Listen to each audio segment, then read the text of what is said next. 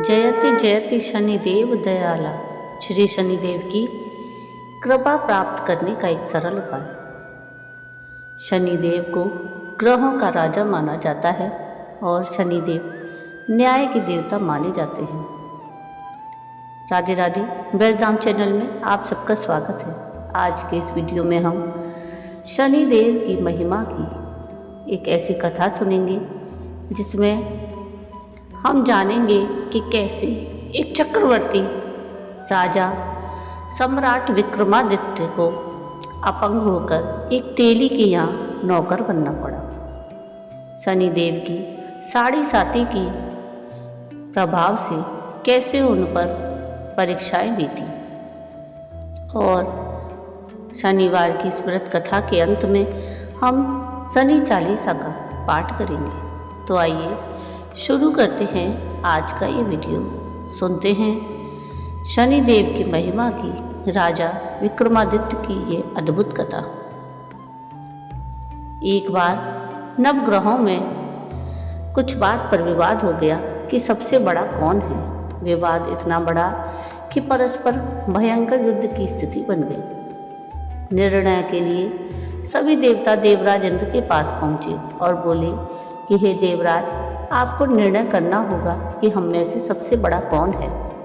देवताओं का प्रश्न सुनकर देवराज इंद्र उलझन में पड़ गए। इंद्र बोले कि मैं इस प्रश्न का उत्तर देने में असमर्थ हूँ।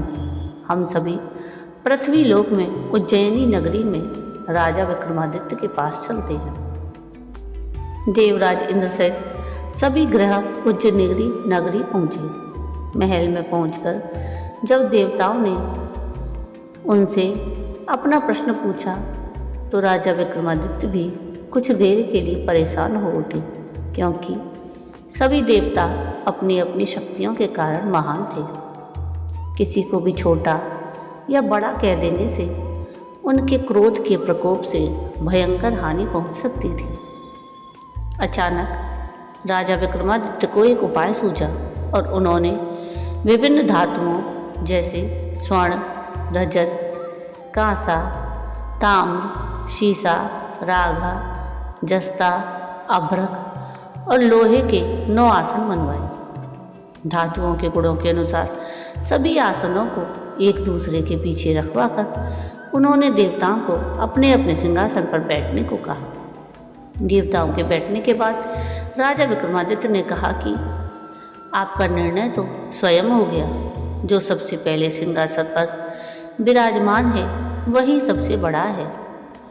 राजा विक्रमादित्य के निर्णय को सुनकर शनि देवता ने सबसे पीछे आसन पर बैठने के कारण अपने को छोटा जानकर क्रोधित होकर कहा कि राजा विक्रमादित्य, तुमने मुझे सबसे पीछे बैठाकर मेरा अपमान किया है। तुम मेरी शक्तियों से परिचित नहीं हो। मैं तुम्हारा सर्वनाश कर दूंगा। शनिदेव ने कहा, सूर्य एक राशि पर 1 महीने, चंद्रमा 2.25 महीने, मंगल 1.5 महीने, बुध और शुक्र 1 महीने, बृहस्पति तो 13 महीने रहते हैं, किंतु मैं किसी राशि पर 7.5 वर्ष तक रहता हूँ। बड़े बड़े देवताओं को मैंने अपने प्रकोप से पीड़ित किया है। राम को 7.5 के कारण ही वन में जाकर रहना पड़ा और रावण को 7.5 के कारण ही युद्ध में मृत्यु का शिकार बनना पड़ा। राजा, अब तू भी मेरे प्रकोप से नहीं बच सकेगा। इसके बाद अन्य ग्रहों के देवता तो प्रसन्नता के साथ चले गए, किंतु शनिदेव बड़े क्रोध के साथ वहाँ से विदा हुए। राजा विक्रमादित्य पहले की तरह ही न्याय करते रहे। उनके राज्य में सभी स्त्री पुरुष बहुत आनंद से जीवन यापन कर रहे थे। कुछ दिन ऐसे ही बीत गए। उधर शनि देवता अपने अपमान को भूले नहीं थे। राजा विक्रमादित्य से बदला लेने के लिए एक दिन शनिदेव ने घोड़े के व्यापारी का रूप धारण किया और बहुत से घोड़ों के साथ उज्जैनी नगरी पहुँचे। राजा विक्रमादित्य ने राज्य में किसी घोड़े के व्यापारी के आने का समाचार सुना तो अपने अश्वपाल को कुछ घोड़े खरीदने के लिए भेजा। घोड़े बहुत कीमती थे। अश्वपाल ने जब वापस लौटकर इस संबंध में बताया तो राजा विक्रमादित्य ने स्वयं आकर एक सुंदर और शक्तिशाली घोड़े को पसंद किया। घोड़े की चाल देखने के लिए राजा उस घोड़े पर सवार हुए तो वह घोड़ा बिजली की गति से दौड़ पड़ा। तेजी से दौड़ता घोड़ा राजा को दूर एक जंगल में ले गया और फिर राजा को वहां गिराकर जंगल में कहीं गायब हो गया। राजा अपने नगर को लौटने के लिए जंगल में भटकने लगे, लेकिन उन्हें लौटने का कोई रास्ता नहीं मिला। राजा को भूख प्यास लगाई। बहुत घूमने पर उन्हें एक चरवाहा मिला। राजा ने उससे पानी मांगा। पानी पीकर राजा ने उस चरवाहे को अपनी अंगूठी दे दी। फिर उससे रास्ता पूछकर वे जंगल से निकलकर पास के नगर में पहुंचे। राजा ने एक सेठ की दुकान पर बैठकर कुछ देर आराम किया।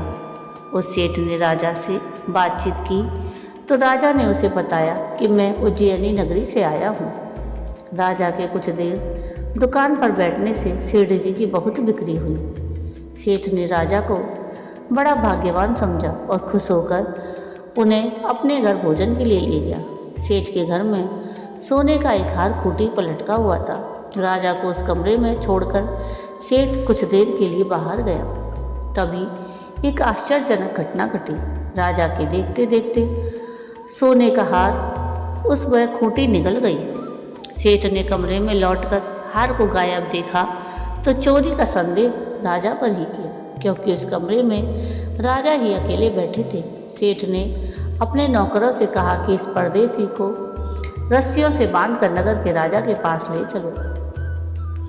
राजा ने विक्रमादित्य से हार के बारे में पूछा तो उन्होंने बताया कि उनके देखते ही देखते खूंटी ने हार को निगल लिया था। इस पर वहाँ के राजा ने क्रोधित होकर चोरी करने के अपराध में राजा विक्रमादित्य के हाथ पांव काटने का आदेश दे दिया। अब राजा विक्रमादित्य के हाथ पांव काटकर उन्हें नगर की सड़क पर छोड़ दिया गया। कुछ दिन बाद एक तेली उन्हें उठाकर अपने घर ले गया और उन्हें अपने कोलू पर बैठा दिया। राजा आवाज़ देकर बैलों को हाँकते रहते। इस तरह तेली का बैल चलता रहा और राजा को भोजन मिलता रहा। शनि के प्रकोप की 7.5 पूरे होने पर वर्षा ऋतु प्रारंभ हुई। राजा विक्रमादित्य एक रात मेघ मल्हार गा रहे थे। तभी नगर के राजा की लड़की राजकुमारी मोहिनी रथ पर सवार उस तेली के घर के पास से गुजरी। उसने मेघ मल्हार सुना तो उसे बड़ा अच्छा लगा। वो दासी को भेजकर गाने वाले को बुला लाने को कहा। दासी ने लौटकर राजकुमारी को अपंग राजा के बारे में सब कुछ बता दिया। राजकुमारी उसके मेघ मल्हार से बड़ी मोहित हुई, अतः उसने सब कुछ जानकर भी उन अपंग राजा विक्रमादित्य से विवाह करने का निश्चय कर लिया। राजकुमारी ने अपने माता पिता से जब यह बात कही तो वे बड़े हैरान रह गए। राजा ने मोहिनी को बड़ा समझाया कि बेटी, तेरे भाग्य में तो किसी राजा की रानी बनना लिखा है, फिर तू क्यों उस अपंग से विवाह करके अपने पांव पर कुल्हाड़ी मार रही है। राजकुमारी ने अपनी जिद नहीं छोड़ी। अपनी जिद पूरी कराने के लिए उसने भोजन करना छोड़ दिया और प्राण त्याग देने का निश्चय कर लिया। आखिर राजा रानी को विवश होकर उन अपंग राजा विक्रमादित्य से राजकुमारी का विवाह करना पड़ा। विवाह के बाद विक्रमादित्य और राजकुमारी तेली के घर में रहने लगे। उसी रात स्वप्न में शनिदेव ने राजा से कहा कि राजा, तुमने मेरा प्रकोप देख लिया। मैंने तुम्हें अपने अपमान का दंड दिया है। राजा ने शनिदेव से क्षमा करने को कहा और प्रार्थना की कि हे शनिदेव, आपने जितना दुख मुझे दिया है अन्य किसी को ना देना। शनिदेव ने कुछ सोचकर कहा कि राजा, मैं तुम्हारी प्रार्थना स्वीकार करता हूँ। जो कोई स्त्री पुरुष मेरी पूजा करेगा, शनिवार को व्रत करके मेरी व्रत कथा सुनेगा, उस पर मेरी अनुकंपा बनी रहेगी। प्रातःकाल राजा विक्रमादित्य की नींद खुली तो अपने हाथ पांव देखकर राजा को बड़ी खुशी हुई। उन्होंने मन ही मन शनिदेव को प्रणाम किया। राजकुमारी भी राजा के हाथ पांव सही सलामत देखकर आश्चर्य में डूब गई। तब राजा विक्रमादित्य ने अपना परिचय देते हुए शनिदेव के प्रकोप की सारी कहानी रानी को सुनाई। सेठ को जब इस बात का पता चला तो वह दौड़ता हुआ तेली के घर पहुंचा और राजा के चरणों में गिरकर क्षमा मांगने लगा। राजा ने उसे क्षमा कर दिया, क्योंकि यह सब तो शनिदेव के प्रकोप के कारण हुआ था। सेठ राजा को अपने घर ले गया और उन्हें भोजन कराया। भोजन करते समय वहाँ एक आश्चर्यजनक घटना घटी। सबके देखते देखते उस खूंटी ने हार को वापस उगल दिया। सेठ जी ने अपनी बेटी का विवाह भी राजा के साथ कर दिया और बहुत से स्वर्ण आभूषण धन आदि देकर राजा विक्रमादित्य को विदा किया। राजा विक्रमादित्य राजकुमारी मोहिनी और सेठ की बेटी के साथ उज्जैनी नगरी पहुँचे तो नगरवासियों ने हर्ष के साथ उनका स्वागत किया। अगले दिन राजा विक्रमादित्य ने पूरे राज्य में घोषणा कराई कि शनिदेव सब देवों में सर्वश्रेष्ठ है। प्रत्येक स्त्री पुरुष शनिवार को उनका व्रत करे और व्रत कथा का अवश्य पाठ करे। राजा विक्रमादित्य की घोषणा से शनिदेव बड़े प्रसन्न हुए। शनिवार का व्रत करने, व्रत कथा सुनने के कारण सभी लोगों की मनोकामनाएं शनिदेव की अनुकंपा से पूरी होने लगी और सभी लोग आनंद पूर्वक रहने लगे। आइए अब सुनते हैं श्री शनि चालीसा। जय जय श्री शनिदेव प्रभु, सुनहु विनय महाराज, करहु कृपा हे रवि तनय, राखहु जन की लाज। जयति जयति शनिदेव दयाला, करत सदा भक्तन प्रतिपाला। चार भुजा तन श्याम विराजय, माथे रतन मुकुट छवि छाजय। परम विशाल मनोहर भाला, टेढ़ी दृष्टि भ्रकुटि विकराला। कुंडल श्रवण चमाचम चमके, हिय माल मुक्तन मणि दमके। कर में गदा त्रिशूल कुठारा, पल विच करे अरई संघारा। पिंगल कृष्णो छाया नंदन, यम कौड़स्त रौद्र दुख भंजन। सौरि मंद शनि दश नामा, भानुपुत्रा पूजई सब कामा। जा पर प्रभु प्रसन्न हो जाहि, रंकऊ राव करे क्षण माहि। पर्वत हूँ तृण होई निहारत, तृणों को पर्वत कर डारत। राज मिलत बन राम ही दीना, कैकई की मत हर लीना। बनों में मृग कपट दिखाई, मात जान की गई चुराई। लसड़ई शक्ति विकल कर डारा, मच गयो दल में हाहाकारा। दियो कीट करी कंचन लंका, बज बजरंग वीर कौडंका। नप विक्रम पर जब पगुधारा, चित्रा मयूर निगल गए हारा। हार नौ लखा लागो चोरी, हाथ पैर डरवायो तोरी। भारी दशा निकृष्ट दिखायो, तेलहु घर कोलू चलवायो। विनय राग दीपक महकीनो, तब प्रसन्न प्रभु है सुख दीनो। हरिश्चंद्रो नृप नार बिकानी, आपऊ भरे डोम घर पानी। वैसे नल पर दशा सिरानी, झूंझी मीन कूद गई पानी। श्री शंकरई गयो जब जाई, पार्वती को सती कराई। तनी बिलोकत ही करी रीसा, नभ उड़ गयो गौरी सुत सीसा।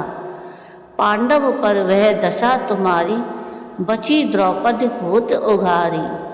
कौरव की भी गतिमति मारी, युद्ध महाभारत कर डारी। रवि कह मुख में धरि तत्काला, लेकर कूद परो पाताला। शेष देव लखी बिनती लाई, रवि को मुक्ते दियो छुड़ाई। वाहन प्रभु के साथ सुजाना, गज दिग्गज गर्दभ मृगस्वाना। जम्बुक सिंह अदि नखधारी, सोफल ज्योतिष कहत पुकारी। गज वाहन लक्ष्मी ग्रह आवे, हैते सुख संपत्ति उपजावे। गर्दभ हानि करे बहु काजा, सिंह सिद्ध कर राज समाजा। जम्बुक बुद्धि नष्ट करि डारे, मृग दे कष्ट प्राण संहारे। जब आवै प्रभु स्वान सवारी, चोरी आदि होए डर भारी। तैसे ही चार चरण यह नामा, स्वर्ण लौह चांदी और तांबा। लौह चरण पर जब प्रभु आवे, धन संपत्ति नष्ट करावे। समता ताम्र रजत शुभकारी, स्वर्ण सर्व सुख मंगल भारी। जो ये शनि चरित्रा नित गावे, कबहु न दशा निकृष्ट सतावे। अद्भुत नाथ दिखावे लीला, करे सत्रा के नश बल ढीला। जो पंडित सुयोग्य बुलवाई, विधिवत शनि ग्रह शांति कराई। पीपल जल शनि दिवस चढ़ावत, दीप दान दे बहु सुख पावत। कहत राम सुंदर प्रभु दासा, शनि सुमिरत सुख होत प्रकाशा। जय शनिदेव की। तो ये थी शनिदेव की चालीसा और शनिवार की व्रत कथा। आपको आज का ये वीडियो कैसा लगा मुझे कमेंट करके ज़रूर बताइएगा। और अगर आपको आज का ये वीडियो पसंद आया हो तो प्लीज़ इसको लाइक शेयर ज़रूर कीजिएगा और प्लीज़ मेरे चैनल को सब्सक्राइब कीजिएगा और कमेंट में राधे राधे ज़रूर लिखिएगा। वीडियो पूरा देखने के लिए थैंक यू। राधे राधे।